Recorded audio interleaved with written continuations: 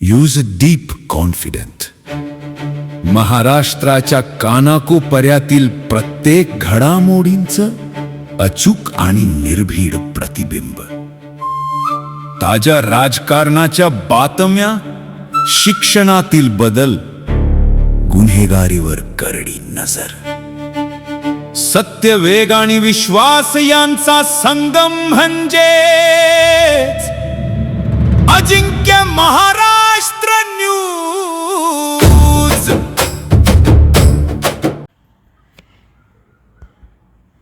इंधनवाढ, diesel टंचाई यांच्या निषेधार्थ हिंगोलीत क्रांतिकारी शेतकरी संघटनेच्या कार्यकर्त्यांनी पंतप्रधान यांचा प्रतिकात्मक पुतळ्याचे दहन केले आहे. इंधनवाढ, इंधन टंचाईने सर्वसामान्यांचे कंबरडे मोडले आहे. एकीकडे दुसऱ्यांदा झालेली इंधनवाढ, दुसरीकडे पेट्रोल डिझेल टंचाईमुळे सर्वसामान्य तसेच शेतकऱ्यांचे डिझेलविना मोठे हाल होत आहेत. त्यामुळे संतप्त झालेल्या क्रांतिकारी शेतकरी संघटनेच्या कार्यकर्त्यांनी चक्क गोरेगाव कणेरगाव महामार्गावर पंतप्रधान नरेंद्र मोदी यांचा प्रतिकात्मक पुतळ्याचे दहन केले आहे.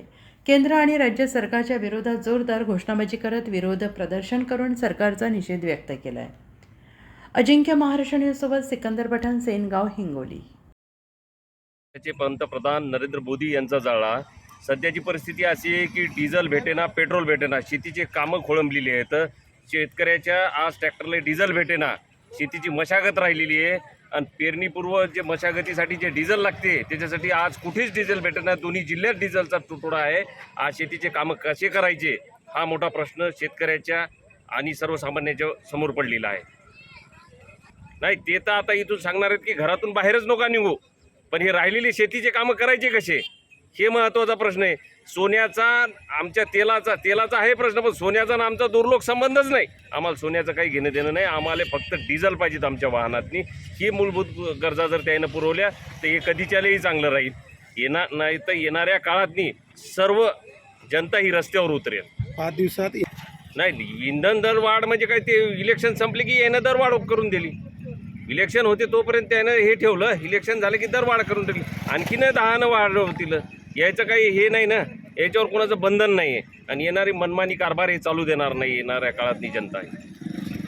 आम्ही या ठिकाणी देशाचे पंतप्रधान नरेंद्र मोदी यांचा जाळलेला आहे. याच्या मागचं सगळ्यात मोठं कारण या नरेंद्र मोदींनी सांगितलं की आम्ही चहा विकून या ठिकाणी मी पंतप्रधान झालोय. मात्र ज्यावेळेस हे पंतप्रधान झाले त्यावेळेस त्यांनी सुरुवातीला आश्वासन दिलं होतं की आम्ही सर्वसामान्यांच्या खात्यावर त्या ठिकाणी 15,000 टाकणार, त्या ठिकाणी आजचे दिन येतील. मात्र आता जर तुम्ही बघितलं तर हिंगोली जिल्ह्यामधला पूर्णतः डिझेलचा पुरवठा बंद झालेला आहे आणि पुरवठा बंद झाल्यामुळे शेती व्यवसाय हा पूर्ण बंद झालेला आहे. कारण आज शेतकऱ्यांनी बैलजोड्या विकल्या, शेतकऱ्यांकडे बैल नाहीत आणि या देशाच्या पंतप्रधानांनी डिझेलचा पुरवठा बंद केल्यामुळे आज शेती पूर्णतः उद्ध्वस्त होण्याच्या मार्गावर आहे. इथला शेतकरी रस्त्यावर आलेला आहे. या ठिकाणी रांगा डिझेलच्या लागलेल्या आहेत. आम्हाला डिझेल मिळत नाही, पेट्रोल मिळत नाही आणि देशाचे पंतप्रधान या गोष्टीवर एक शब्दही बोलायला, चकार शब्दही बोलायला तयार नाहीत.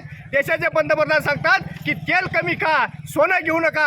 अरे बाबा, इथला शेतकरी देशोधडीला लागलाय. इथला शेतकरी रस्त्यावर आलेला आहे. रांगा डिझेलसाठी, वाहनासाठी लागलेल्या आहेत. मात्र तुम्हाला काही देणं घेणं नाही. या भाजप सरकारचा आम्ही या ठिकाणी जाहीरपणे निषेध करतो आणि जोपर्यंत डिझेलचा पुरवठा जर यांनी व्यवस्थित केला नाही तर येणाऱ्या काळामध्ये आम्ही या ठिकाणी पूर्ण शेतकरी रस्त्यावर उतरू आणि रस्ते अडवून धरू.